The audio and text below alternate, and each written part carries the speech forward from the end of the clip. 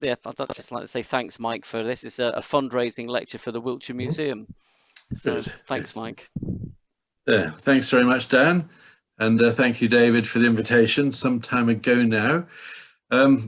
David asked if I could speak not just about our research on the origins of Stonehenge, but also what's new, and just give you my take on some of the recent discoveries and advances. If we can get this thing to move on. Hang on. There we go. So I thought I'd start with the book that's just come out this September, the first of our 4 volumes of the results of the Stonehenge Riverside project. And it's a weighty tome. It's going to cost you a fair number of euros. And of course, after the next few days and weeks, I would imagine that your pound is not going to go quite as far as it might in terms of those euros. But anyway, it is available on the Sidestone Press website for free. So you can in fact download electronic copies. And if you've received your latest copy of British Archaeology magazine, you will see that we've got a fine 8-page spread in there summarizing the first volume, edited and illustrated by Mike Pitts, who's done a great job on it. So that's the first of the 4, and I've set out the others. But let's talk about what's new. And I think before we get going, I'd just like to run through the various stages of Stonehenge. I've color-coded them because we're going to have to be nipping back and forwards in time as I talk about the various things that have happened, things we found out. So as you well know, since 2012, with an article published in Antiquity, we've had a new sequence for Stonehenge split into 5 stages, spanning the late Neolithic through to the end of the early Bronze Age. And the first stage is the one that has the circular bank and ditch and the Aubrey holes within it. And then stage 2 is when the Sarsens are put up and the bluestones are organized into the Q and R holes within the Sarsen circle, but outside of the horseshoe of trilithons. And then stage 3, and this really is the beginning of, or the period that we're now increasingly calling the Chalcolithic or Copper Age in Britain, a short 300-year period that comes after the end of the late Neolithic. That is when we think that there was a circle of bluestones added, possibly the very bluestones that up until this point had been standing in the stone circle within West Amesbury Henge, the stone circle that's come to be known as Bluestonehenge. And then stage 4, the bluestones are rearranged as an outer circle and an inner, well, is it a horseshoe? Is it an oval? Nobody's entirely certain one way or the other. And then there's a rather peculiar 5th stage when 2 concentric circles of pits, known as the Y and Z holes, were dug outside of the Sarsen circle, but nothing of any particular consequence seems to have been put inside them. I've also included a little map here just so you can get your bearings of Stonehenge and the key Neolithic features. But we'll be coming back to these again and again. What they also show, by the way, the red spots on this plan are trenches from the Stonehenge Riverside project.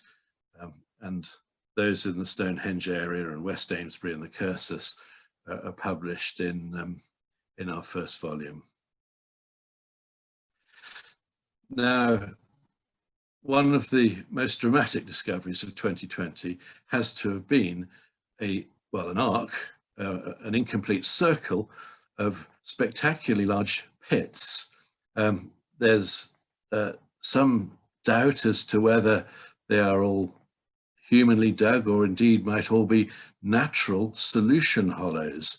But what is very clear is that they form a nice circle around Durrington Walls. Now, my own take on this, I think, is it's very hard really to convince myself that this just happens to be a natural phenomenon. Furthermore, the fact that the Durrington Walls avenue that leads from the river up into the hedge at the southern timber circle, which also happens to be a natural alignment on the mid-summer sunset, midwinter sunrise axis, that just happens to be a similarly natural feature of cosmological significance. It seems that Mother Nature would be really putting out quite magnificently if both were indeed entirely natural phenomena. So this is from Vince Gaffney's Stonehenge Hidden Landscape project, and this was news that they sprung on everybody, back in June, I think it was, and a series of pits, some of which they had identified through geophysics, through radar and magnetometry, and others which had actually been exposed by commercial excavations, by Wessex Archaeology in particular, notably up at Lark Hill, which is where they discovered the causewayed enclosure a couple of years back, but also within the modern village of Durrington, within what was the former MOD headquarters.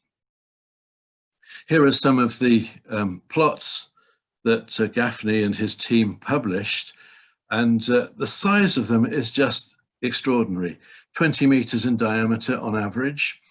They cored a good sample of them, and generally they seem to be about 5 meters deep. Some might be shallower, some might be deeper. And in that coring, they sought to obtain datable material for radiocarbon dating. And they did indeed. There's a wide range of dates, but the ones that they prefer are the one date from near the bottom is in the period that we might call the Copper Age, the Chalcolithic, equivalent to stage 3 at Stonehenge. Now, so 2460 to 2220, somewhere within that range.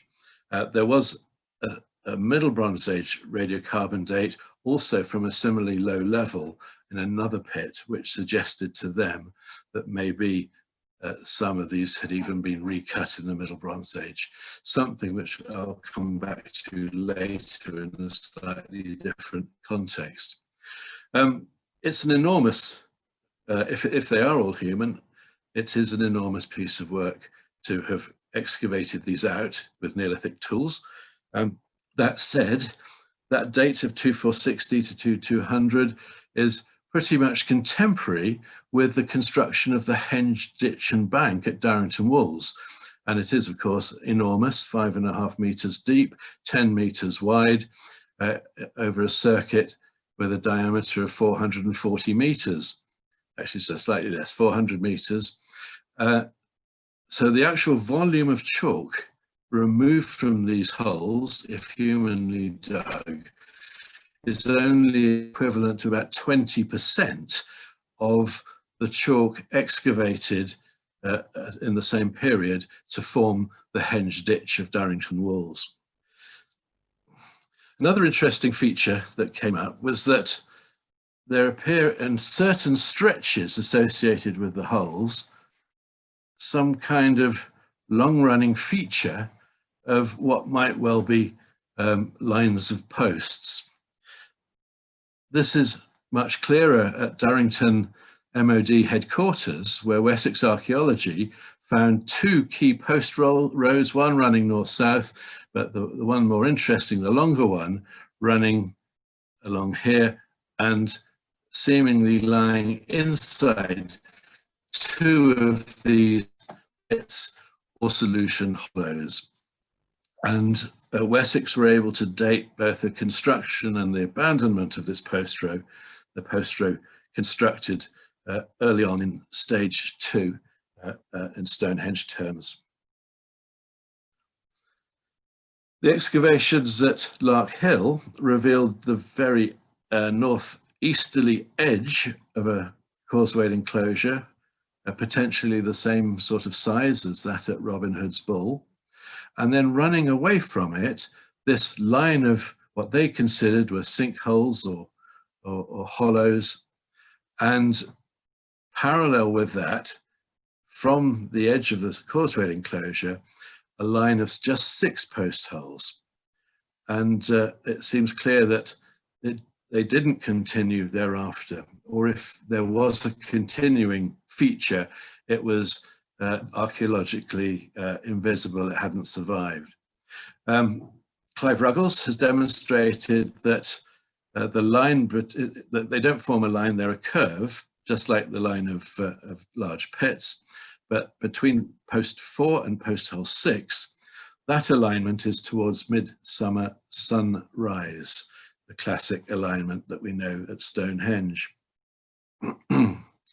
So that raises an issue. Are these part of a solstitial alignment, as Clive and others have argued, or is it actually part of an incomplete circuit? Or perhaps more likely that it's both, and that they're using this particular orientation to emphasize that the sun, the solstice at that particular position. Now, it's very interesting what we have, because even if those pits are actually natural features, they're clearly going to have been a significant element within that landscape. And this brings me back to the guiding hypothesis for all of our work on Stonehenge, which was developed with my colleague Rami Lusonina, the archaeologist from Madagascar. And we published in 1998, so that's 22 years ago, proposing that Durrington Walls was at the center of a domain of the living, whilst Stonehenge was at the center of a domain of the ancestors. And I think what's so really exciting is that we potentially have this now mapped out on the ground, that circle of large features, of huge pits or sinkholes, effectively delineates that domain of the living. Secondly, by putting together all the results going right back to Julian Richards's Stonehenge Environs project, there seems to be a quite significant empty zone, I've called it an empty quarter, around Stonehenge. And I've marked it with a dashed blue line, and it extends in the north from the southern edge of the Greater Cursus, and then carries, and then you can follow it down to beyond Normanton Down, and then it turns north to the west, so to the west of West Amesbury, to the west of Conybeare, up on top of the hill, and it seems to stop somewhere in the area of the avenue. So I do wonder whether after 22 years we actually have quite dramatic corroboration for this notion that there are different halves of this complex set out in the landscape. And the one thing, of course, we've found out over the years is that our hypothesis that Durrington Walls was a place for the living and thus marked in transient materials of timber, that has come to be even more clear, because we have not only the various circles, Woodhenge, Southern Circle, Northern Circle, and other giant timber structures, as well as all of the houses, but back in 2016, working with Vince and his Hidden Landscapes project, our Stonehenge Riverside project also confirmed that features buried underneath the Henge bank were post holes. And I believe these to be a very large circle erected prior to the construction of the Henge bank. Now, Vince and team have mapped out all of those large features which they believe may be of similar form to Durrington Walls, or they may indeed just be sinkholes. Now, you can see that a lot of them are really scattered throughout this landscape, but none of them form the rather nice geometrical plan that those around Durrington Walls do. I will point out one of them, the most well-known and long-known, is of course the Wilsford Shaft in the centre of our picture just here. excavated, at the end of the 1960s by Paul Ashby and colleagues. And it's dated broadly to the Middle Bronze Age.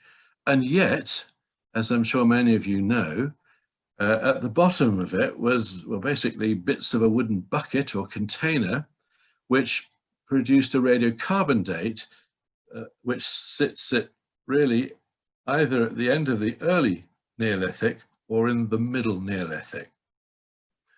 If the date is correct, what on earth is it doing in what's supposed to be a Bronze Age well or shaft?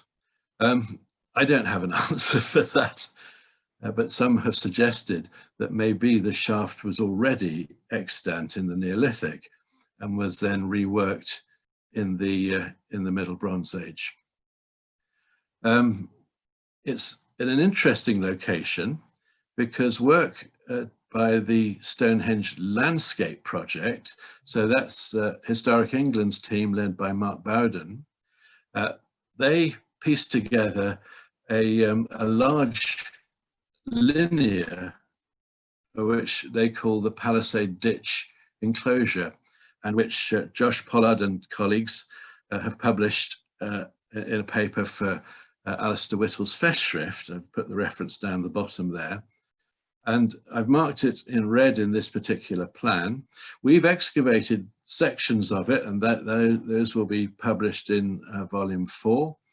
And it appears to date to the let me see now, to the end of the early Bronze Age. You can see it run the cursor around here. Then this is the so-called gate ditch. There's then a big gap, a couple of 100 meters, and then it picks up again and runs a bit of a gap there. And then there's an entrance here and a larger entrance there. Interestingly enough, this entrance leads directly to the Wilsford shaft. So it might be that that particular shaft or well was in some way connected with this feature. It can then be picked up on the west side, running below Coneybury and then heading for the avenue. Now, the sharp-eyed among you will also recognize that it's following the line of what I marked out earlier as the empty quarter, the area that from plough soil studies would suggest that there's not a lot of activity, very little lithic debris.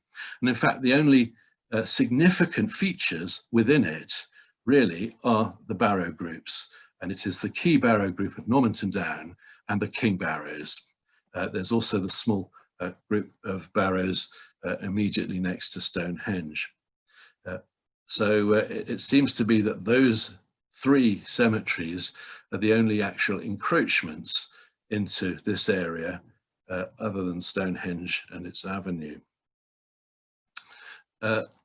Excavations along the Palisade Ditch have revealed that posts are very tightly packed. There's on average about 25 every 10 meters. And just to extrapolate for the western arm of this enclosure, that's over 8,000 timber posts put up in Stonehenge Stage 5. Whilst at Stonehenge, the only real work there is to dig out the 2 concentric rings of Y and Z holes. This is a truly monumental piece of work within this landscape. And I think it's one of the final really exceptional pieces of architectural engineering that we associate with this dramatic landscape. There's been work in the last few years by Wessex Archaeology, contracted by Highways England, outside of the portals and also up at the Rolleston junction. And one of the most interesting aspects is from the 1% sampling of the plough soil is what an extraordinary density of lithics there are in certain parts of the proposed road line. And you can see here marked in green the varying densities of up to 40, in some cases more than 40 lithics in a single square metre of topsoil. But you'll also see that their evaluation trenches uncovered a number of intriguing features: beaker pits, a neonatal beaker burial, and also a crouch burial.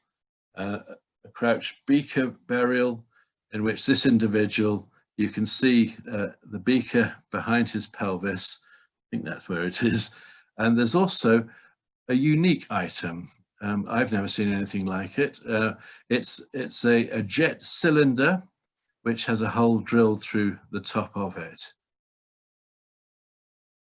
Now, what's interesting about this particular set of beaker features, but also the extremely dense lithic scatter, is that this is part of a larger area of dense settlement debris, and it's marked as the lower. So we're looking basically, it's this bit down here, and this is part of a larger distribution, which is close to another one here, and largely through the Stonehenge Environs project, Julian Richards project, but also our own work next to Fargo Plantation, also published in that volume that's just now out, to reveal that we have a very sizable beaker and early Bronze Age settlement zone.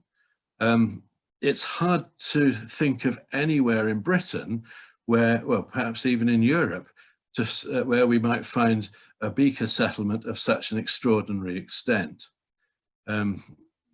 Where's the Richards scale on this? But it's well over a kilometre across.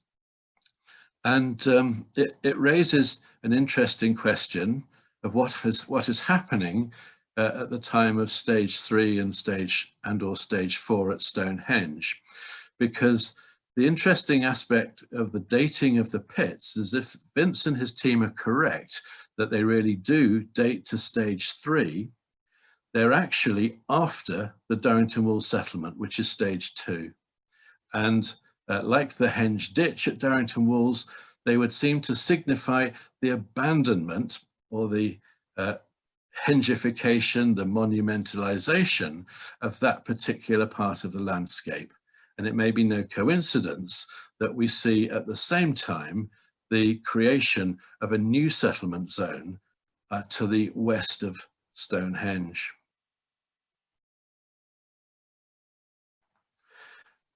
I see that David Nash is going to be giving you a talk in the future, and hopefully not to spoil too much of David's story and steal his thunder. Of course, you'll have all seen in the news that his team have been able to chemically characterize all of the sarsens which appear to have arrived here in stage 2, so at the end of the late Neolithic.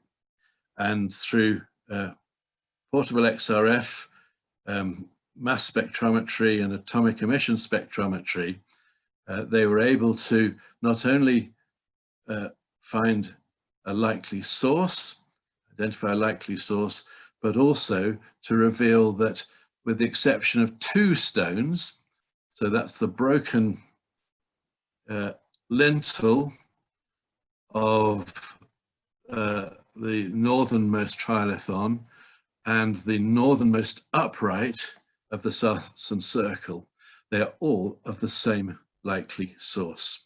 Just where the 2 stones 26 and 160 come from, as I understand from David, we do not know. So there's still an interesting mystery. And why is it that they've come from somewhere different when all the others are from apparently one place?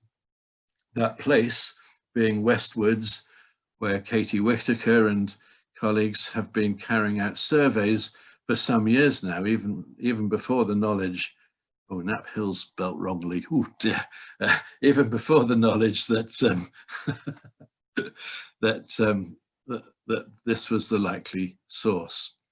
The route could either be along the River Avon, or I think more likely, given the likely perils of of thick vegetation and so on down there, to actually take the higher ground, which would mean really crossing the river at Marden and then taking the gentlest slope of the scarp edge up onto Salisbury Plain itself, and then down across the plain, and then just skirting around the western edge of the Great Cursus to reach Stonehenge.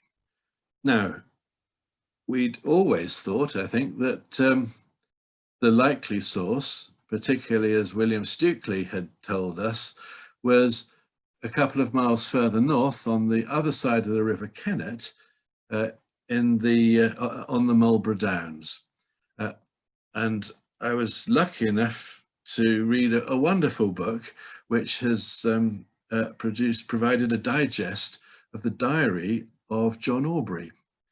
And this is what I found.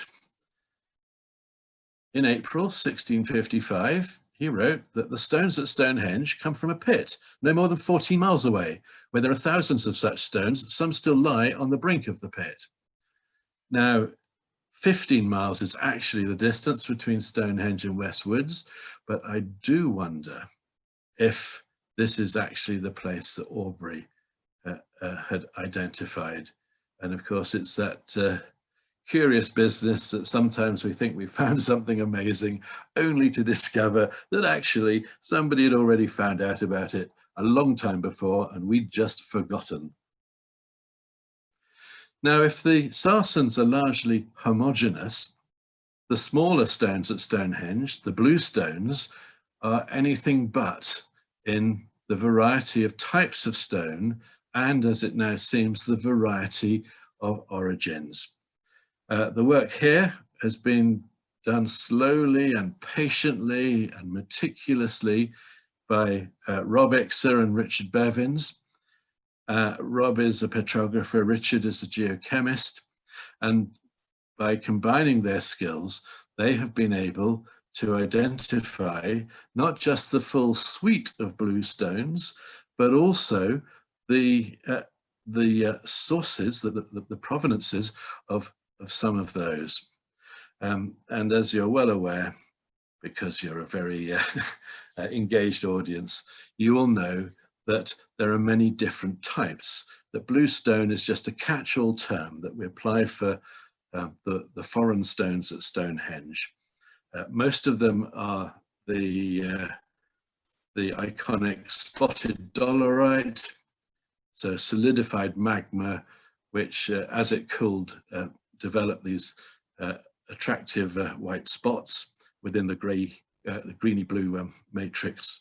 Then you have plain dolerite, not spotted, and then there's rhyolite, effectively a sheet lava solidified, and there are volcanic tuffs. So these are formed in the main of volcanic ash, which has settled into layers of marine clay. And then finally, there is sandstone. Now there's another sandstone, which is of course the altar stone. And whereas the vast majority of the Stonehenge bluestones can be identified to the Preseli Hills, Mynydd Preseli over there in the west, our geological colleagues have identified the likely source of the altar stone in a recent publication, not just to the Seni Formation, but to its eastern area. And this is to do with the distribution of particular minerals, particularly kaolinite, that has allowed them to identify within the Seni Formation. It's basically somewhere in the Abergavenny Crickhowell area. And it's interesting that there is a sandstone pillar of very similar size to the altar stone, actually at Crickhowell beside the A40. And one wonders if indeed that could be a pair, that the two could, it's a partner, that they might have formed a pair at one time. You'll also see that for the sandstones, the three other types of sandstone at Stonehenge, from the microfossils in them, it's been possible to identify them to this particular series of outcrops, the Upper Ordovician mudstones and sandstones. And what I wonder is whether, rather than coming from this part of West Wales, they might actually derive from this area here, just north of Carmarthen, where we do actually have standing stones on the within the sandstone formation. Otherwise, standing stones are extremely rare within that formation. But certainly the fact that the altar stone comes now inland and to the west, and not from the Cosheston beds at Milford Haven, that removes a plank for the idea that the bluestones might have been transported by sea, as Richard Atkinson and others had assumed, that very possibly the more important route might have been a land-based one, for at least most of its length. So let's have a look at Preseli. And really, this is the focus of the work I've been involved in since 2011 now. And it's a landscape which, thanks to the work of archaeologists over the years, Francis Lynch, for example, Sian Rees, working on the portal dolmens marked with black squares there, but also Tim Darvill and the late Jeff Wainwright, we know that this is an area of substantial Neolithic monumentality, and we can indeed talk of it as a ceremonial complex. So it's a few years ago, for example, that Jeff and Tim identified, identified the causewayed enclosure at Bank D. I'll come to that in a moment, but just to remind everybody that we think that the bluestones first arrived at Stonehenge in its first stage. The ditch and the bank of that first stage has been dated very precisely, most recently by Pete Marshall, to a period of 95% probability of, what is that? That's 75 years, between 2995 and 2920 BC. We have a radiocarbon date for a cremation burial in one of the Aubrey holes, which suggests that the Aubrey holes were put up around the same time, but we have a rather wider dating margin. And as many of you will know, by re-excavating Aubrey Hole 7, that caused us to reevaluate all of the records going back to Hawley's day, William Hawley, who excavated some 30 odd of the Aubrey holes. And although he changed his mind, he thought that, as he says here, there can be little doubt that they once held small upright stones. I think Hawley was completely wrong to change his mind after that. He went to see Woodhenge and decided from Maud Cunnington's excavations that maybe they had held timbers, but a size and shape analysis of the Aubrey holes shows that they have identical dimensions to holes within the centre of Stonehenge that either now contain bluestones or formerly contained bluestones. We also identified the remnants of packing fill in Aubrey Hole 7, though we couldn't be absolutely certain that it had been whilst an upright, we couldn't be sure that it had been a standing stone. But Hawley produced very good evidence to show that the fills of his pits had crush marks consistent with standing stones pulled out, and we assume set up again in the Q&R holes. But back to Preseli. Remember those dates, by the way, very important, those decades around or shortly after 3000 BC. Because Tim and Jeff's causewayed enclosure, Bank D, has a construction date around 3600, but most interestingly, their trench revealed that the ditch had been recut, redug within the period 3105 to 2915 BC. It's a very unusual date to find construction work associated with a causewayed enclosure. We're normally expecting any subsequent work at causewayed enclosures to really continue no later than around 3400 BC.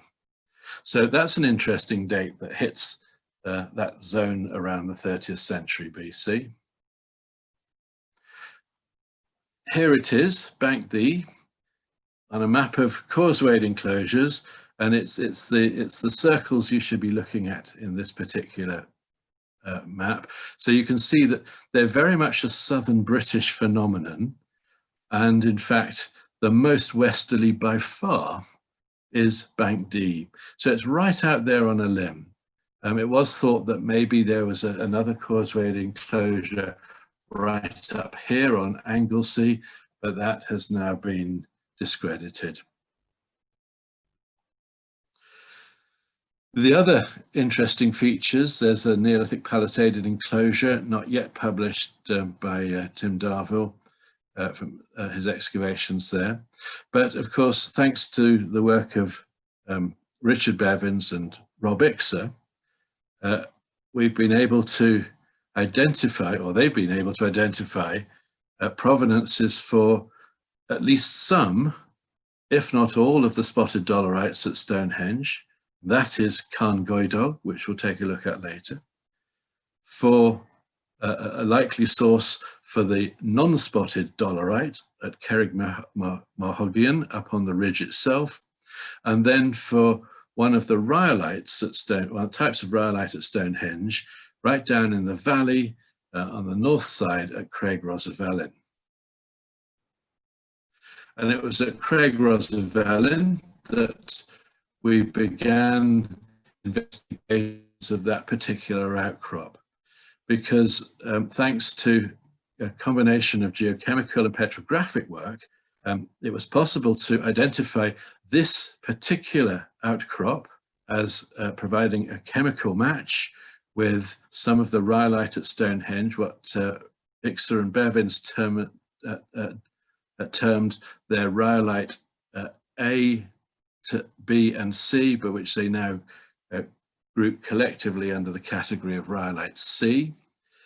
And not only that, but by sampling all the way around the outcrop, they were able to find that the microstructure of some 1,200 chippings at Stonehenge could be matched only from this spot here. And to our delight, right next to it was a gap where a pillar was missing. And you can see that the sheet lava that forms this rhyolite has basically cooled very slowly so that it has formed these natural pillars. And for the budding megalith builder, what could be better than coming along, and all you need to do is to insert wedges, whether of wood or of stone, into the joints and then pull the pillar off with a rope. Now, as I often have said, this really is IKEA for Neolithic megalith builders. We were able to get radiocarbon dates up against the side of the outcrop, what appeared to be a small occupation area with a little fireplace with a few fragments of burnt hazelnut. We also realized that there was a broken up artificial platform with the remnant of a dry stone wall just down here, and at the foot of it a zone where the Mesolithic clays had been scoured by the remnants of a trackway leading northwards out of the quarry area. And the radiocarbon dates from charcoal in this trackway gave us a series of dates that broadly fall within and in the centuries of before and including the 30th century BC. At Carn Goedog, we had rather more dramatic results because in this case, it seems not to have been just one pillar that we could see had been removed, but a large number of them. And the chemical characterization of what is it? Is it 12 bluestone pillars from Stonehenge, 12 of the spotted dolerites, conforms to suggests that this is the dominant source, if not the only source, for the spotted dolerites. It was thought for a long time that Carn Menin, or Carn Miney, right up on the top, was the source. It had been thought thus since Herbert Thomas's identifications just over 100 years ago. But it's quite clear that there are combinations of minerals such as nickel, which rule out Carn Menin for the spotted dolerites at Stonehenge that have been analysed. They are, of course, less than half the total, but they all have that particular chemical composition. What we discovered, there was another stone and earthen platform, and you can see myriad gaps. It's like a row of missing teeth. Yes, there's been some 18th, 19th century quarrying just in this area, but this zone was entirely untouched. And it was here that we had some particularly substantial pillar extraction recesses. So it would appear that a lot have gone from this period. We recovered numerous pieces of charcoal from the fill of the platform, and they range from the early Neolithic through to the period, so the last set of dates, 3020 to 2880 BC. We were slightly puzzled because the access from this platform here, which we assume as at Craig Rosavellin may have acted as a kind of loading bay where you lower a pillar down onto a timber sledge to pull it away, was blocked by this particular feature here, a ditch, a V-shaped ditch packed with large blocks. A variety of radiocarbon dates from charcoal, many of them Mesolithic, but the final date was also 3020 to 2880 BC. So it would appear that access was blocked at the time of the 30th century when we see stage one constructed at Stonehenge. Some of the tools, well, the majority of them are not in fact hammerstones, they're wedges. So they're stones that in some cases, as in this top one here, you've actually got the scrape marks where it's been jammed into the, presumably into jointing. You can also see that in a couple of instances there, we actually have unfinished opening up of joints. So presumably using hammerstones to actually widen in order to get wedges into place.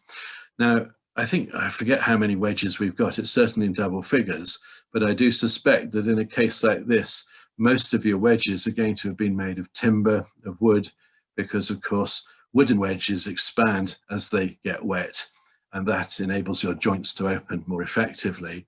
And of course, without organic preservation, you're not going to see all the ropes and the timbers that of the sort that we know from contemporary megalith building quarries in places like Madagascar and Indonesia. So that those two sites, the quarries that we investigated, and the dates fall very nicely. The quarries basically go out of use at the same time that stage one at Stonehenge is constructed. But what had kept us wondering was an arrangement of stones at a place called Wine Mown. For you Welsh speakers in the audience, I understand that that basically means peaty moorland, or a sort of upland peat. It doesn't really sound like a great place to spend a lot of time, I have to say. But Wine Mown was somewhere that we looked at right at the beginning. In fact, our first scouting visit there in 2010. We carried out geophysics in 2011, but we got no decent results at all. And thereafter, we just put it aside. There were lots of other features, circular features that we wondered might be henge monuments and the like. And we investigated those comprehensively to discover that not a single one of them was, that they were all Bronze Age, Iron Age, or even later. So in 2017, we returned to Wine Mown and we opened up trenches. As you can see, one of the stones is still standing, but the other three are fallen. So we opened up a trench around one of the fallen ones, and also the other fallen one here, and we extended beyond the ends of this arc. Now, it had first been recorded by the Royal Commission, literally, yes, just over 100 years ago, during the First World War. And they reckoned that it was a stone circle largely buried under the peat. Unfortunately, they were wrong about the peat. If there was a lot of peat, it had long been stripped out by then. And there it remained. It was visited by various archaeologists, people like W.F. Grimes, director of my, former director of my institute in London, but also Aubrey Burl. Neither of them were particularly convinced by the Royal Commission's identification of it as a partial stone circle. We returned in 2018 and carried out further excavations. And you can see here, we basically extended, you can see the various stones, 1, 2, 3, 4. And we discovered, as you'll see, for more stone holes within the circuit. The views from here are stupendous. That from within the stone circle on a clear day, you can see Snowdonia in North Wales. And to the west, you can see the mountains of Ireland. So it's a remarkable location, a location similar to that, in fact, of the Causewayed enclosure, Bank D, on the other side of the Preseli hill, from where you can actually see as far as the island of Lundy in the Bristol Channel. So with our excavations, we have the stones in place here, here, here, and here. But you can see we discovered a number of other features, and of these, 6 turned out to be stone holes, holes from which standing stones had been removed, leaving the imprints of their bases in the sockets.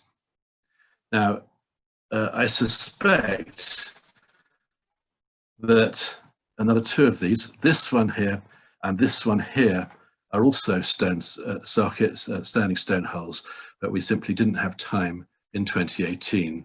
And we've not been able to go back because in 2019, I was having a hip replacement operation, and in 2020, well, you know what happened. The virus. So I'll just run you through some of these features. Here's a stone hole. The packing is obviously in place here. This is a single large boulder which has been split into multiple fragments and then packed against one side, and you can see the imprint left by the standing stone that had once been set there. Here's another one. The same principle, 2 blocks of rhyolite conjoining, so originally a single block split in 2 and then jammed either side of an upright, subsequently removed.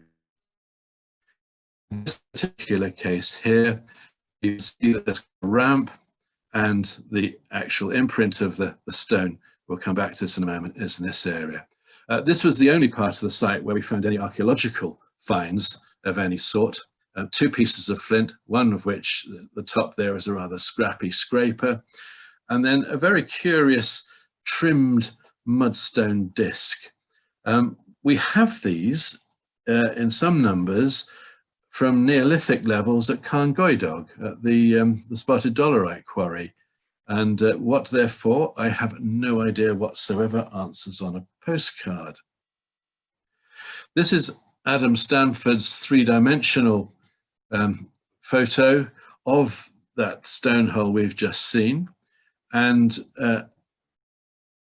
one of the interesting finds recovered from it was a nice, fresh, detached flake of dolerite within the ramp. And we suspect that this has actually come off the monolith that had once stood in this socket, either when the monolith was put up or when it was taken down. It's of unspotted dolerite, so Richard Bevins has been able to chemically analyze it. But more interestingly, the shape of the imprint of the stone matches just one of the stones at Stonehenge, stone 62, which is one of the three unspotted dolerites still standing, or still at Stonehenge.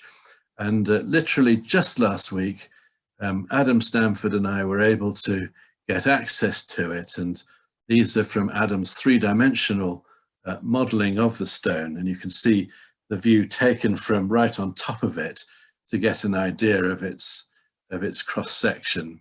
And if that is the same, or if that hasn't changed a great deal to where it sits in the ground, I think we've got a pretty good match with this particular stone. So this may be the actual stone that stood in that hole. Now, the thing about the circle is it's much bigger than the Royal Commission or Grimes or Burl thought it could be. Its diameter is 110 meters, and that's really quite substantial. It's nowhere near as substantial as the really big one, the outer circle at Avebury, 3 times its diameter. And it's a bit bigger than the 2 circles within Avebury, the North Circle and South Circle. It's also bigger than the stones in the Ring of Brodgar, which sit inside of a large henge-type ditch.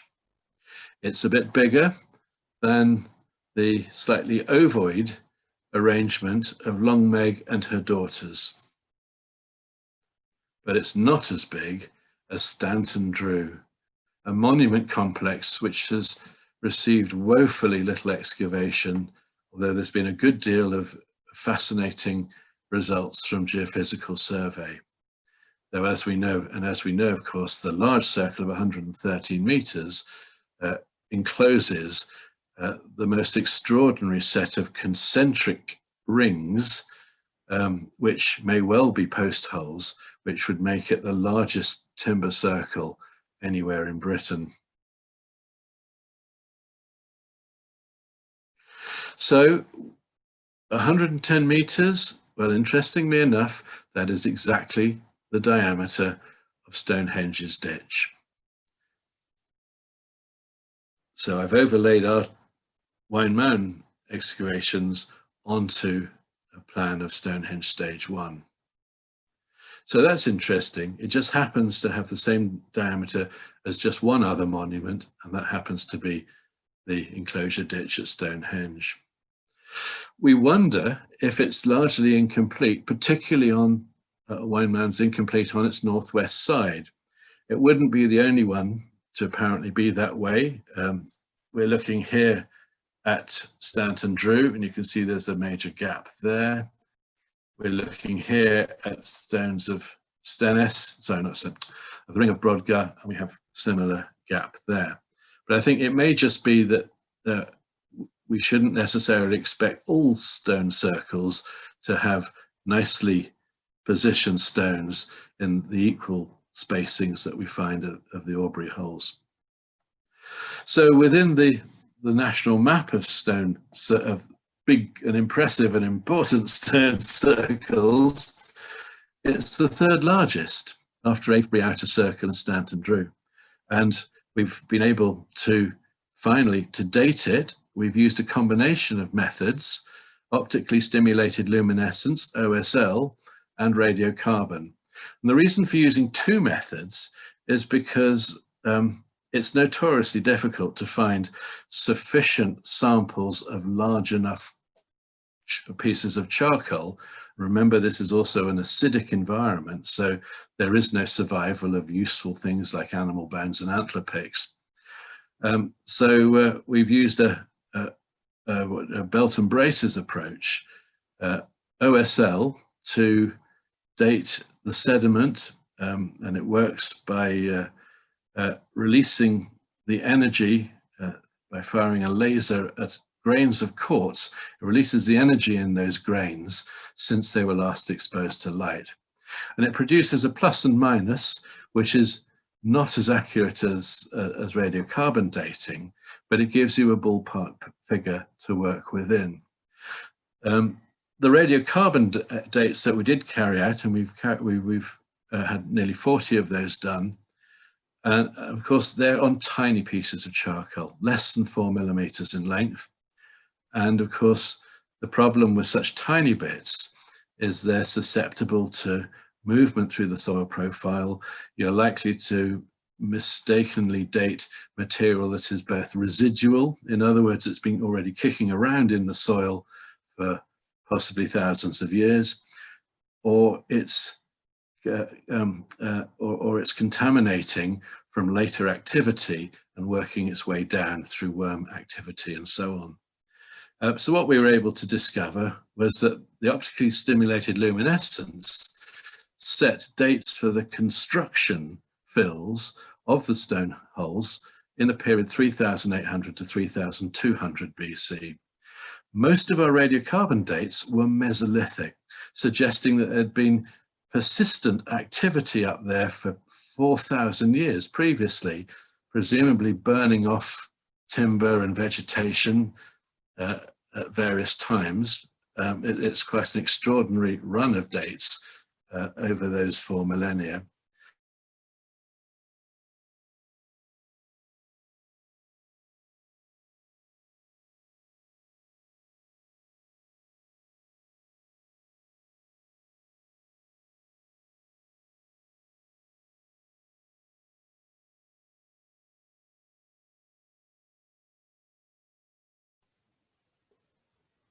We seem to have lost Mike there for the moment. Hopefully he'll reappear and we can remind him where he got to.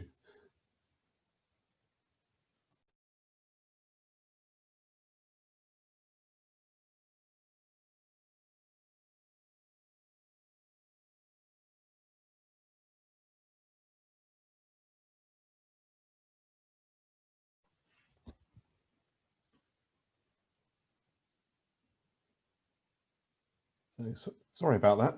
Mike did warn us his email with his Wi-Fi was a bit dodgy. Okay. Back. That's good. Back. Yes. Oops. Hang on.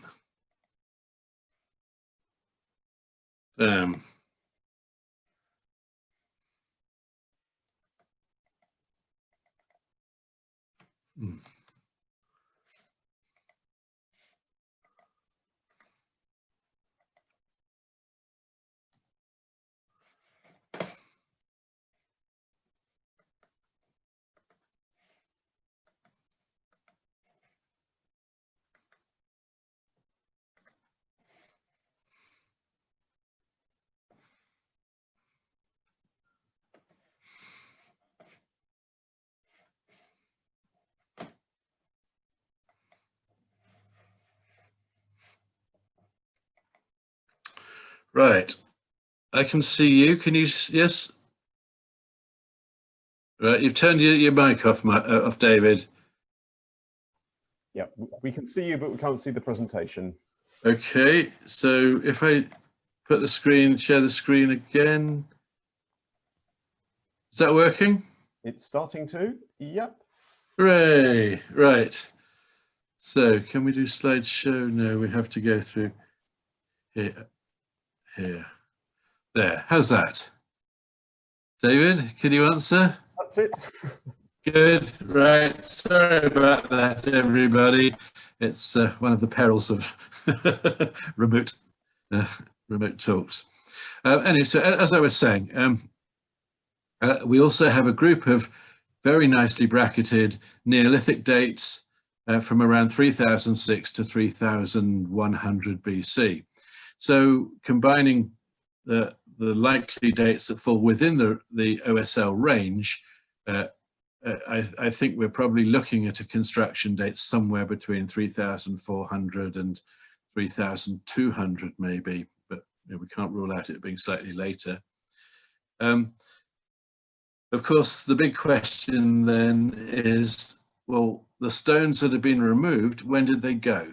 And it's very difficult to date an absence because, of course, you can only date a void by what fills it. And what fills it may have actually accumulated centuries or even millennia later.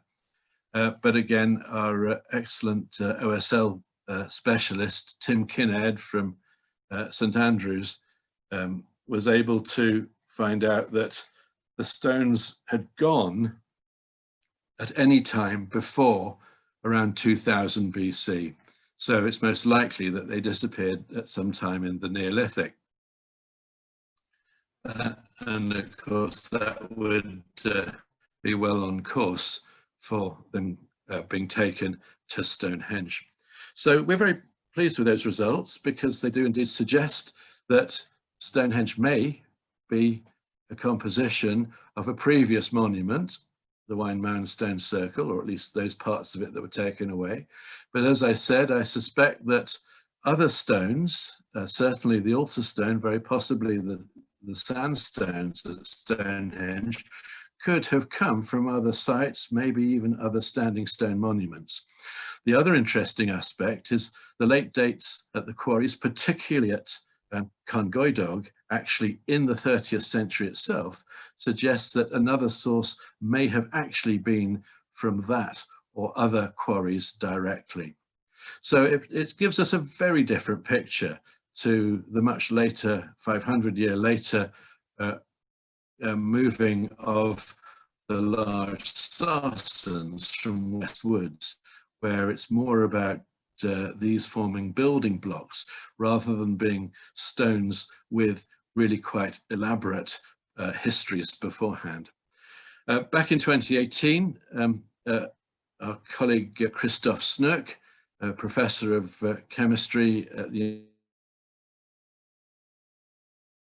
to ever extract strontium isotopes from cremated bone, and he did that with a sample of 25 of the individuals that we recovered from Stonehenge in our excavations there in 2008. And what he discovered is that whilst the majority, 15 of them, had signals, had values consistent with growing up on the chalk of Salisbury Plain, at least 10 had spent some years of their lives somewhere else. Now, of course, you all know about strontium isotope analysis on teeth from skeletons and from animal bones. In cremated bone, it works slightly differently because it, unlike teeth, where the strontium is fixed when the tooth forms, in the case of bone, it's constantly remodeling. So it's only really going to give you somebody's, where they've been living within the last 10 years or so. But nonetheless, what we saw, what Christoph discovered, was that 10 of them had grown up or been living in the previous 10 years of their life beyond the Wessex chalk. 4 of them had values that are consistent with having come from West Wales. So we conclude that these, given that they date to the 30th century and thereabouts, they're within the first tranche of the cremation burials at Stonehenge, burials that took place over a period of between 400 and 600 years, it's very likely that they came with the bluestones. So we also have a cow. One of the jaws from the ditch, from the first stage, deposited somewhere around 2995 to 2990 BC. I'm afraid I put shorthand here, 3000 if you'll forgive me. And it would seem that that cow similarly grew up on geology consistent with that found in West Wales. And it raises possibilities that this isn't just food, but actually possibly part of the traction for bringing these stones that distance. Now, we can see, I think, that the stones moved from a particular location, but what was the attraction? What was the pull factor to for them to end up in this part of Salisbury Plain? And if you look at the distribution of earlier Neolithic monuments, you can see that there's a fine scattering of long barrows, but they form a particular series of, or a pair really, of clusters on the east bank of the River Avon. And one of them in particular, below the Greater Cursus there, is the densest concentration of long barrows anywhere in Britain. So very similar to that dense concentration of portal dolmens that we saw over in Preseli. So it's special in that way, but if we look at it otherwise, what have we got? A pair of causewayed enclosures, two cursuses, as well as a good number of long barrows. Well, that's not particularly extraordinary in terms of the monument complexes of southern Britain. If you look at anywhere from Maxey to Fornham Saints in Suffolk to Dorchester-on-Thames, you can see very much the same sort of arrangement of monuments over time. There's nothing that really makes it exceptional. And of course, it was to become exceptional with those bluestones arriving for Stonehenge Stage 1. Homing in on that particular zone around the Greater Cursus, one of the interesting results from the Stonehenge Landscape project of Mark Bowden and colleagues was to identify potentially an unusually large number of what they suggested might be mini henges or causewayed pit circles. And as you can see, they're marked in black here. The ones in red are known henges, and they're in fact all of late Neolithic date after 3000 BC. The black ones, they could be any date in the middle or late Neolithic, but they're surprisingly dense. The nearest comparison would be, if they are indeed what they appear to be, the nearest comparison would be the complex of Dorchester-on-Thames, but in that case, the henge structures are located much closer to or within the Dorchester-on-Thames cursus.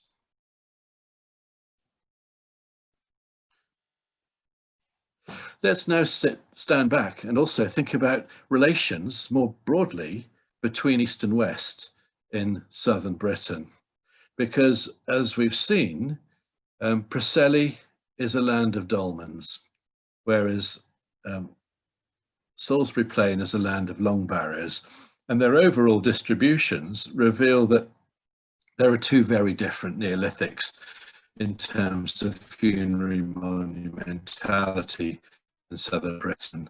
A western zone, much more similar to Ireland, which is dominated by dolmen monuments, portal dolmens in particular, and an eastern zone, which includes Salisbury Plain, which is dominated by long barrows. So there are regional monument traditions. The work of Hélène Pioffet has also identified clear regional ceramic traditions in that earlier Neolithic. So, and you can see that there's a southeastern style and a western and southwestern style. And again, Salisbury Plain lying near the interface of the two. More recently, work by Ben Booth and colleagues for the ancient DNA study of British prehistory and early history has revealed that the Neolithic populations in Britain and Ireland are not homogeneous, that whilst they indicate that we have Neolithic individuals whose ancestry lies ultimately in Anatolia and the Middle East, they are distributed differentially within Britain according to the degree of admixture with hunter-gatherers. At the moment, we're not entirely sure whether those are continental hunter-gatherers, and that does indeed seem to be the case. And the suggestion is from Alison Sheridan is that this proves her model for multiple invasions or multiple arrivals of Neolithic communities around 4000 BC. One group coming from Brittany with dolmens, with a first port of call, as you can see there, in Pembrokeshire in the area of Preseli, and then up through the Irish Sea into Ireland, and another arrival on the Dover, the Calais to Dover route, and then spreading from the southeast. So we may have a degree of regionalism again, which gives a sense of difference east to west for these Neolithic communities. That all seems to change after 3400 BC, the beginning of the Middle Neolithic, when what were regional traditions of ceramics are basically replaced by styles of Peterborough ware that do not vary regionally. So that Peterborough ware that we can find in the far west of Wales is no different to Peterborough ware along the River Thames. Similarly, work by Christy Willis. She's just gained her PhD on the cremation burials of the British Neolithic with particular reference to Stonehenge. She's done a fantastic piece of work, which is soon to be published, I hope, because what she's been able to do is to demonstrate just how widespread the rite of cremation became during the Middle Neolithic and especially into the Late Neolithic.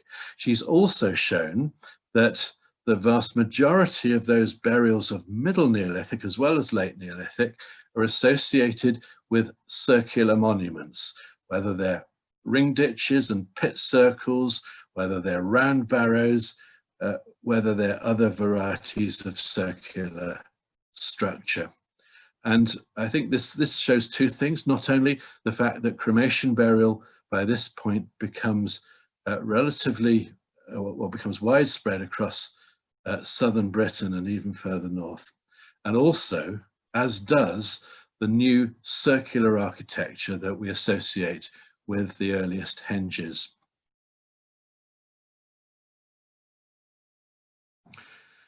And it's the fact that as we move into the late Neolithic, we see the large enclosures, the great henges of Durrington Walls, Marden, Knowlton, Dorchester, Dorset, Dorchester on Thames, and elsewhere. You can see that they form an extraordinary line, pretty much north to south, within this zone, which is basically between the eastern and western regional traditions of earlier times.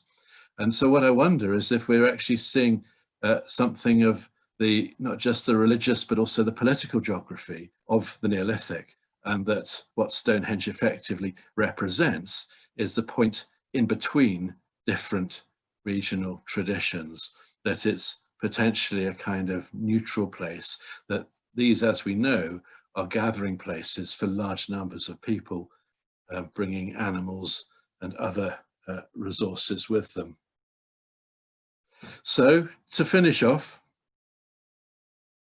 stage one, are we looking at growing commonality of material culture, which despite previous differences both in ancestry and in monumental architecture and ceramics, is this actually a period of increasing unity? And is Stonehenge caught up in that as a monument for unification of these Eastern and Western groupings? Is it also that we're seeing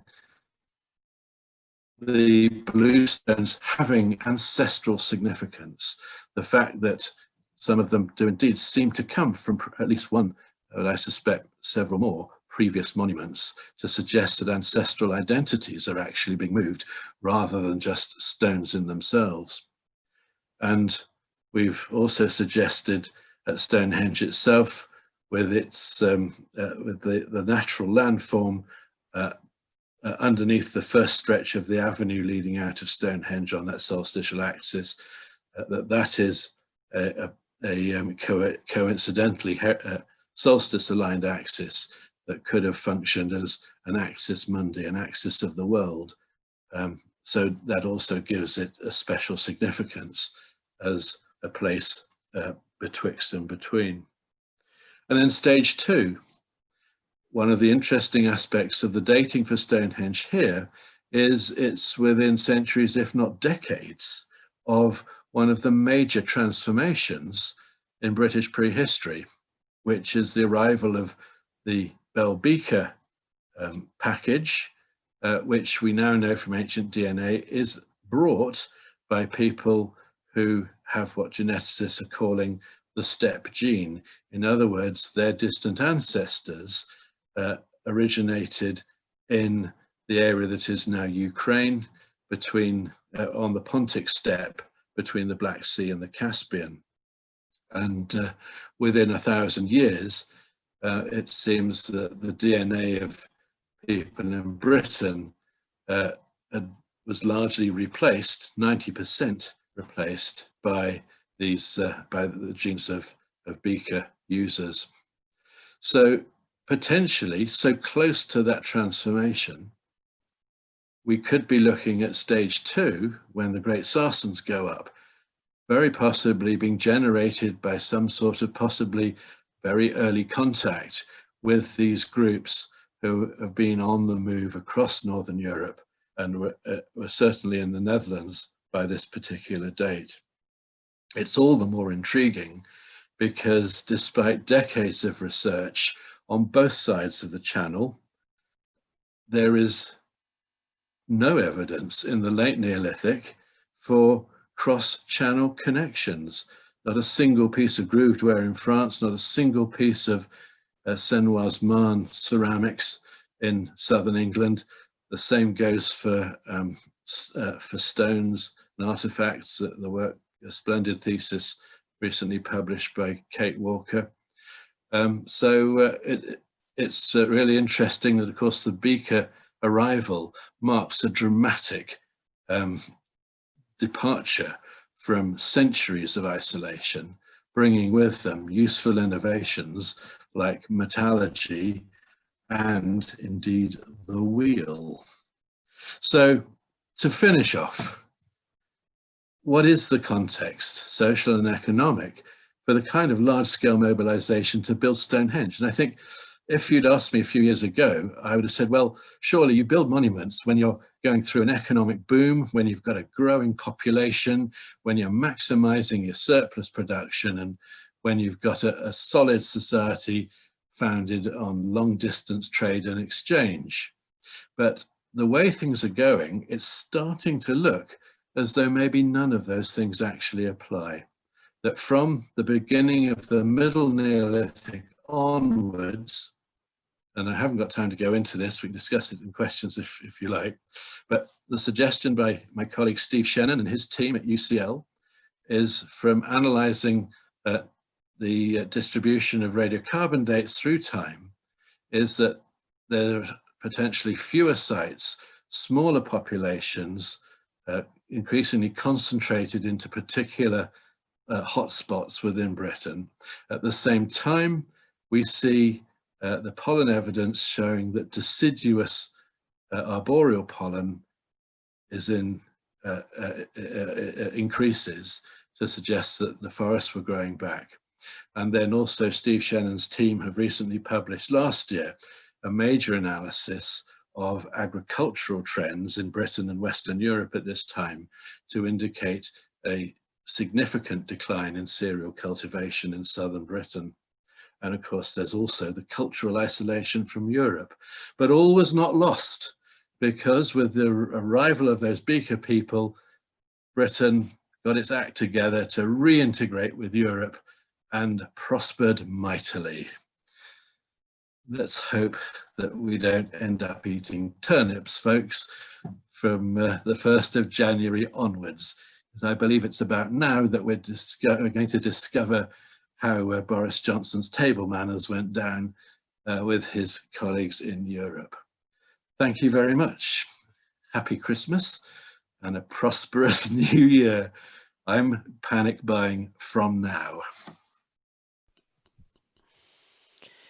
Thank you very much, Mike. That was a really interesting talk. Thanks for that. I'm just waiting to see if David's about. Can you hear me, Mike? I can hear you fine. Oh, good, lovely. Yeah, I can see David. Yes. Oh, excellent, he's back. Thank you. Yeah, thanks for that. That's so if there's nothing in the shops tomorrow, it's down to you, Mike. Thank you. I think we've got until the end of December. Couple of more weeks. Thank you. Right, thanks. David, I think we've got quite a few questions. We've got 11 questions. 11 questions. Which some of them. So I'll start at the top with Eamon talking about the Mesolithic post holes in the old car park, which are the first structures in the area around Stonehenge, and placed hundreds of years apart. Why don't people talk about them more? And is there any more modern tech that might help us understand more? Sorry, what was the second part of the question? Or any modern technology, technique, physics in the geophys that might help us understand more? There was a recent article by Mike Pitts in British Archaeology where he summarized some of the discoveries made particularly by the commercial sector, and he pointed to a very large early Mesolithic post hole, similar sort of date from Boscombe Down. So I suspect there are more of these. There's also a group of, is it 3 or 4 from Bourton on the Water in Gloucestershire. I'd always gone around saying, wow, these are unique, and they just happen to be outside Stonehenge, where Stonehenge would be later built. But indeed, I don't think we can claim that anymore. My colleague Josh Pollard has also just published an article challenging the notion that the Stonehenge ones are indeed post holes, because he thinks that being excavated by the Vetchers, he says they saw every pit as a post hole. I'm not entirely, sorry Josh, but I'm not entirely in agreement with that, because they do look remarkably similar to the recently excavated pits, which have been excavated by extremely well qualified archaeologists, much more so than, bless them, the Vetchers ever were. And I would say that their shapes really make it far more likely that they did indeed support posts. It's always been something, even before we started the Stonehenge Riverside project, that I was interested in. I was always more interested in them than I ever was in Stonehenge back in the 90s. And I was always wondering about whether we could get a geophysics program together to see if they were part of a longer line, if there were more in the landscape. Now, of course, we've got all that evidence from multiple surveys. There are 3 at least. There's the Stonehenge Hidden Landscapes project. There's Tim Darville's project with the German team from the German Archaeological Institute. And there's Philippe Desmed's electromagnetic induction surveys. And all of these I suppose you could say, have failed to reveal any further linear arrangements of host pits, which is a great shame. But it suggests to me that maybe there aren't that many more in that particular bit of Stonehenge. Of course, we do know the area has been fairly heavily messed about because, of course, there's a lot of debris from the old car park and visitor centre there. And if I can just chip in as well, and something that you that's pointed out in the book you've just published is that there's Mesolithic charcoal, pine charcoal from the currently the Stonehenge monument as well.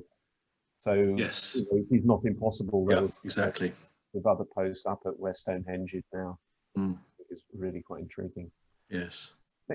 Next question. There's sort of two things slightly related. One, if you could explain what a solution hollow is, and following on from that, Alistair Barclay, who I think you will probably know, thinks that the pits that have been discovered recently, he wonders if they're more likely to be embellished natural features, which you sort of talked. And he said there's a third sinkhole at the MOD site, which isn't included in the report. I was wondering whether there are others that have escaped notice, really. Yes, because the geophysical surveys could only be carried out where there is open ground and permission to do so. So, of course, there's a very large part of that circuit which is now covered by Durrington Village. And if they are indeed there, the local inhabitants might be slightly concerned to discover that they might have such huge features underneath their houses. So yes, what we mean by solution hollows is that these are particular features found in calcareous geologies where the work, particularly under freeze-thaw conditions, creates sinkholes. You don't even need to have freeze-thaw conditions. They're well known from places like the Yucatan in Central America. And such things can dramatically open up every now and again and swallow buses whole, that sort of thing. But in this case, if they were there, whether they're embellished natural features or not, I think the important issue is that they form a remarkable geometrical arrangement. As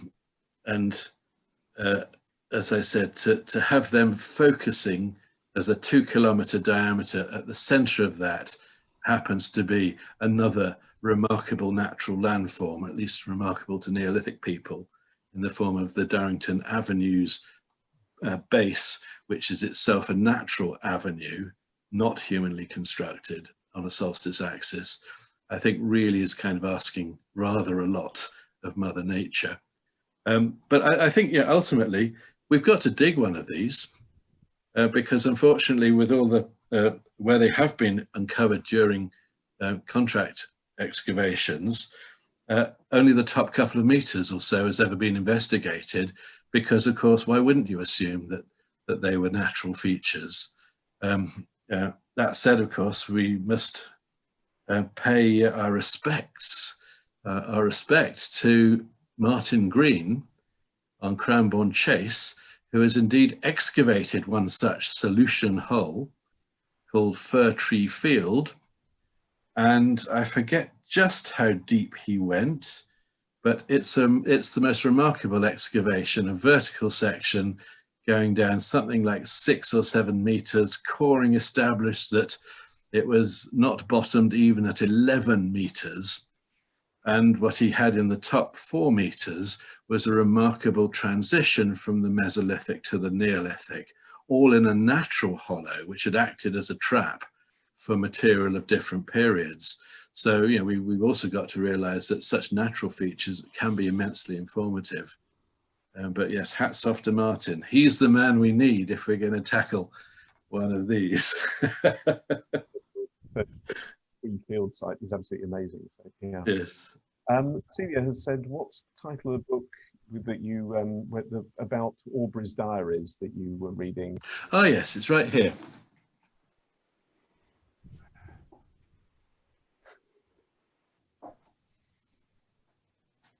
Well organized library there. Can we see that? I Ray, one. my own life. By googling it and that was what I found. So there we go. And it's Ruth Skur is the editor, and she's done a fantastic job of turning this into an autobiography. It's an excellent read, and it's just packed with archaeological information that many of us have never managed to pick up.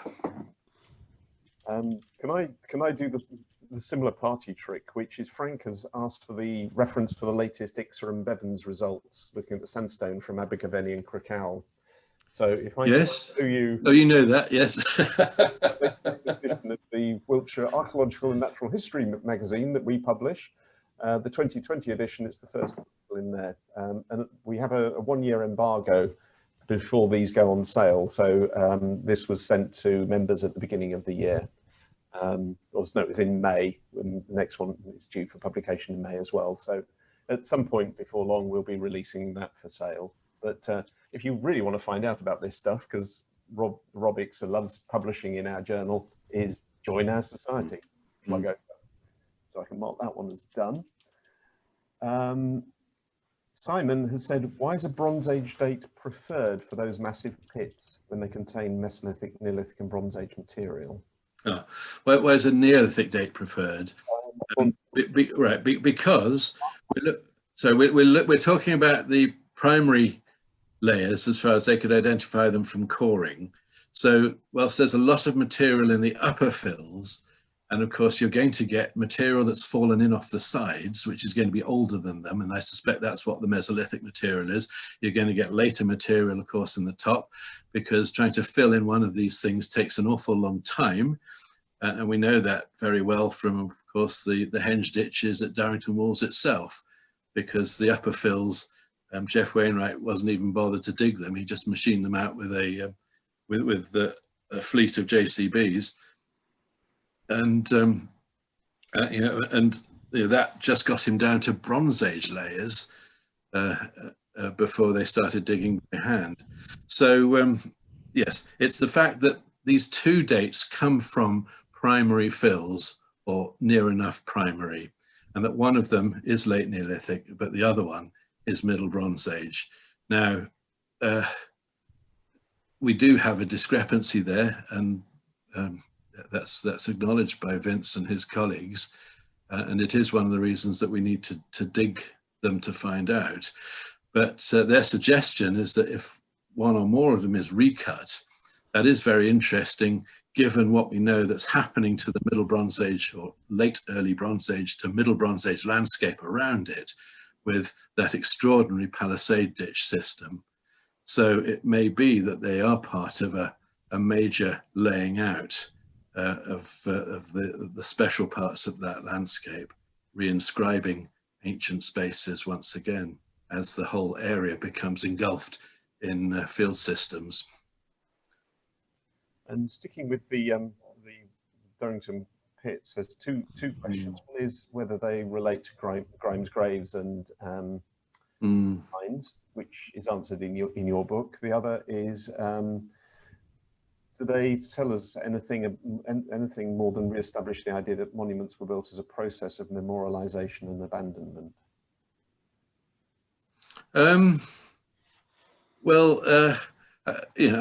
think as I've tried to explain, I think the crucial thing that they do is show us that there was an area that was demarcated, whether by pre-existing natural monuments, let's call them that, or by artificially constructed ones.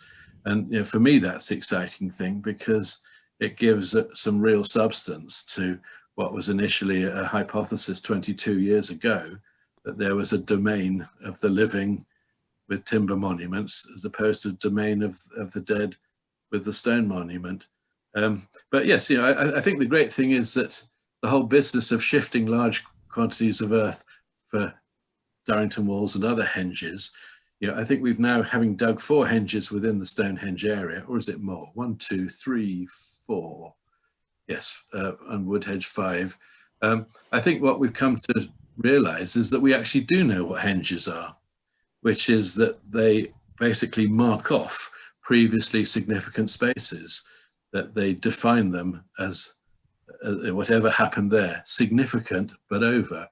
And I suspect one can make a very good case for the pits signifying the same sort of thing. Okay, I think we can, if we move on to the Preselis, the question, how do you know that the pillar removal is not due to more quarrying? So I think that was down to They've taken, well, but yeah. that applies to all. But the question then is, where do they go? And the thing about these pillars is that they're quite substantial. They're not going to be going in the period of gate building or anything that's happening in the last 500 years or even 1,000 years. So because we know that they're taken out over 2000, well, before 2000 BC. So where are they going to go to but other stone circles? And where are they? And we do have stone circles, but not of those kinds of sizes of stones and of those types of rocks. Sort of related to that is a delightfully named Baggy Pants, which is a great name, asked whether there's likely to be 56 stone holes at the stone circle you're looking at one Mourn? Yes. Wine Mound. I don't think so. I think that we don't have we also have to remember that we've got another likely 25 at Stonehenge. So we would be expecting some 80 bluestones to be coming from Wales, very possibly the vast majority of them spotted dolerite.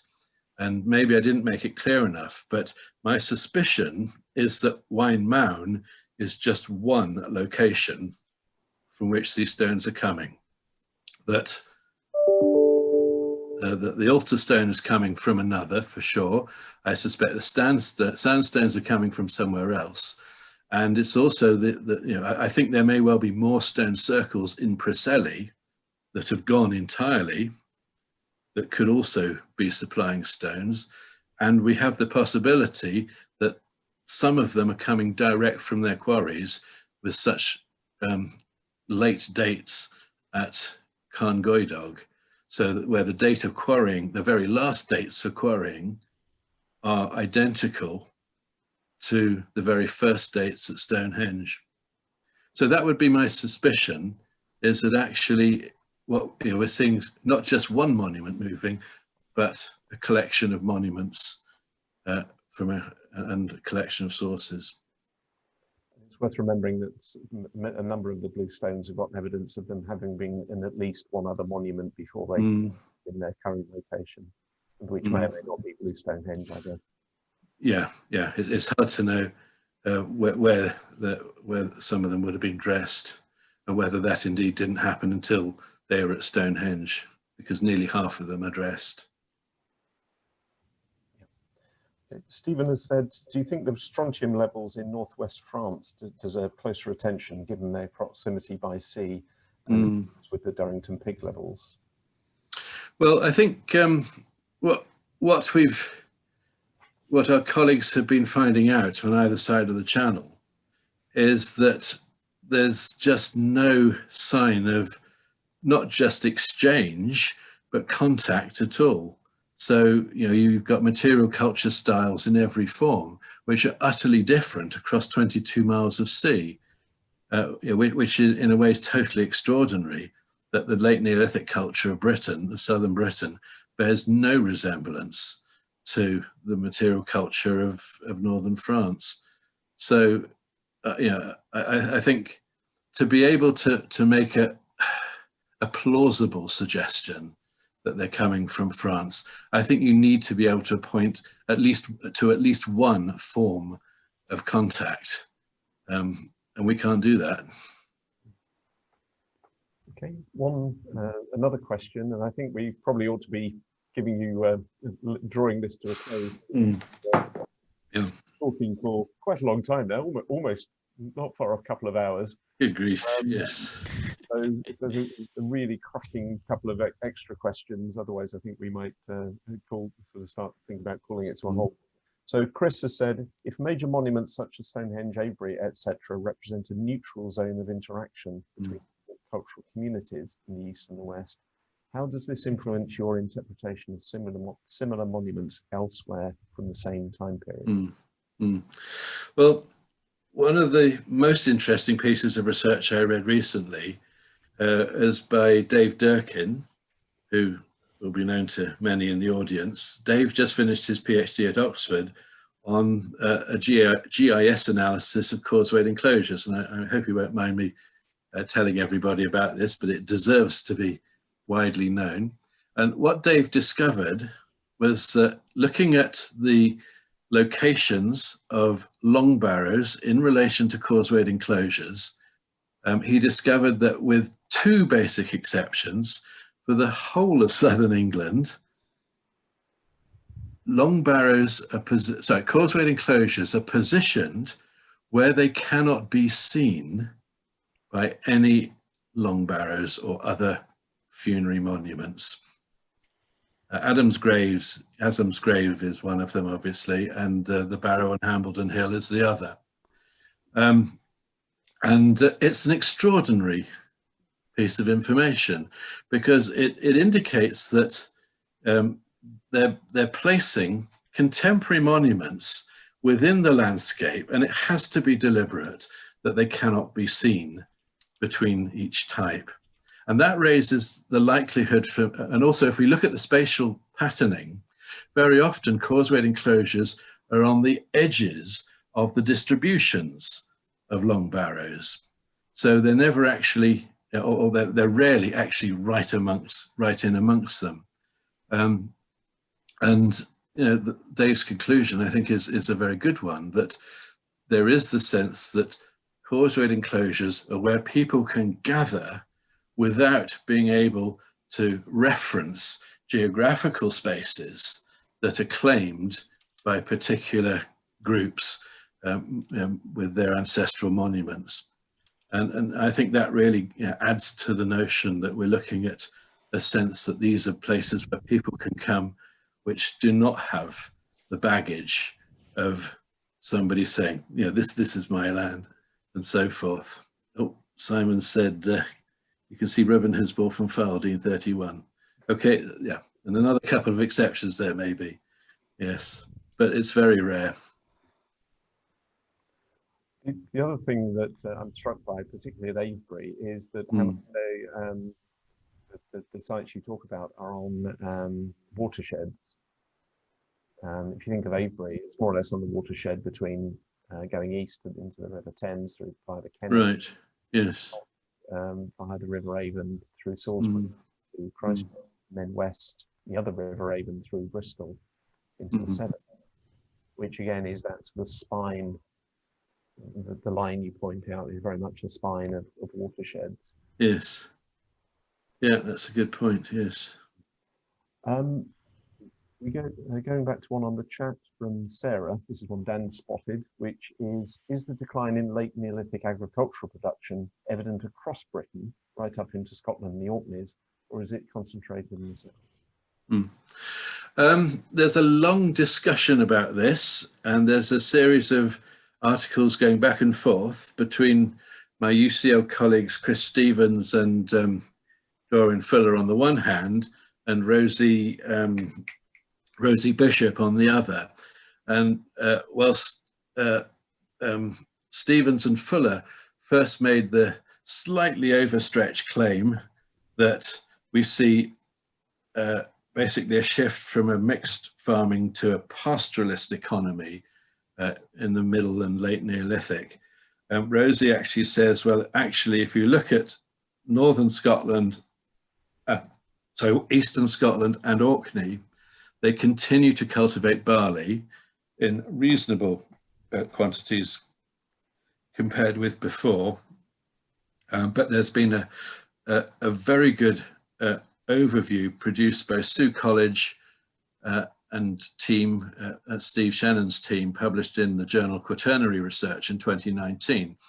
And there they take the whole suite of evidence from soils to weeds of cultivation, as well as barley and wheat and so forth.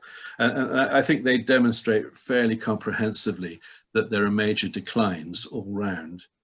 Other colleagues at UCL, Andy Bevan and co, they are suggesting that this decline in cereal cultivation, which is the result of climatic downturn starting somewhere around 3,600, 37 to 36. But I find that less convincing because we're really not seeing these changes really kicking in until several centuries later. So I wonder if it's more than just a bit of climatic deterioration. But yes, it seems that in Scotland, particularly in Orkney, barley plays a much bigger role, perhaps, than other parts of Britain. Okay. And then I think just one last question from Simon. How do you explain the presence of bluestone in Bowlesbarrow? Oh yes. Well, interesting one. Read volume 1, because Adrian Green very kindly let us go and lift the thing up with help from the masons of the cathedral, and Adam was able to take 3-dimensional photographic shots of it. And what we were able to see was that it had been worked with metal tools in exactly the same way that stones at Stonehenge, other bluestones, have also been worked in that period of post-medieval souvenir hunting. So I think we can be pretty sure it's not from Bowlesbarrow at all. It's from Stonehenge. And it's something that Mike Pitts pointed out a long time ago, which is that if you look at the account by Cunnington, you realize that the weight of the foreign stone that he was talking about is nowhere near the weight of that great big lump that is in Salisbury Museum. So yes, we can be absolutely confident it doesn't come from Bowlesbarrow. Reading Cunnington's account, it's not at all clear that he means bluestone at all. It's really, it's really vague. So I would agree. Yeah.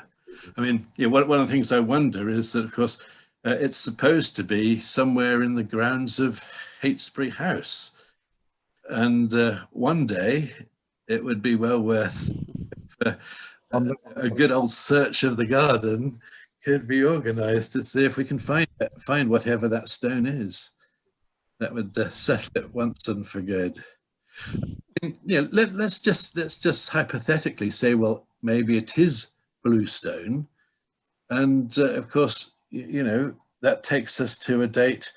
And of course, it's found something like 2 meters above the burial level of the barrow. So there's no reason that it might not have been added as a very late part of the Long Barrow architecture, shortly before or around 3000 BC.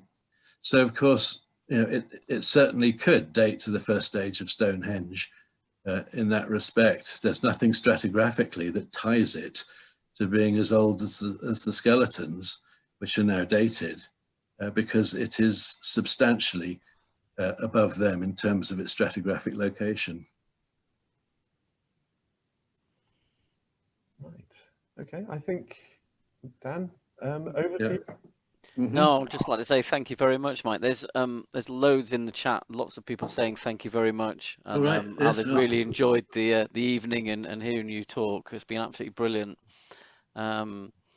It's one of the things that having a remote presentation sort of properly gives people the opportunity to see you a bit more and to listen more, right, and have opportunities to have that interaction. So I'd just like to say thank you very much for this I'm sorry I can't see everybody there.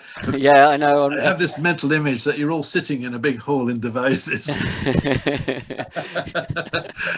Yeah, no, this is the one. The one problem we haven't.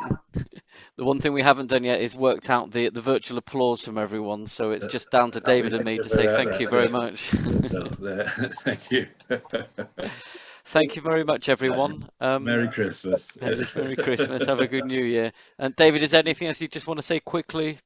Mike, would you like to say a word or two about the program you're working on? So, I see. Oh, yes. Just to say that Okay. we're just finishing off a program on the origins of Stonehenge and our work in Wales in particular, and that's going to be broadcast, we hope, on BBC Two on the 1st of February. So that's I'm off next week to do our last bit of filming in Wales, and I have to hand it to the documentary crew because they've been following us since 2015, so 5 years, and it really has been up and down, particularly given what's happened this last year. So it's nice to see that kind of dedication from our media colleagues, and I hope it's going to be an interesting and fun program. And we've got Alice Roberts, who's doing the comparing. I think we'll all be watching. So Very good. for that of Dan, and to say thank you to everyone who's come to the talk. It's been a fantastic fundraiser for the museum. We've not been successful in getting funding from the Arts Council to help tide us over this current crisis. So this has been we've got a problem, to put it mildly, with the virus, but tonight has really helped and given us a real boost. So I'm so grateful to you, Mike, for coming and giving us this amazing talk. Thank you. No, thank you. It's been an opportunity to bend everybody's ear.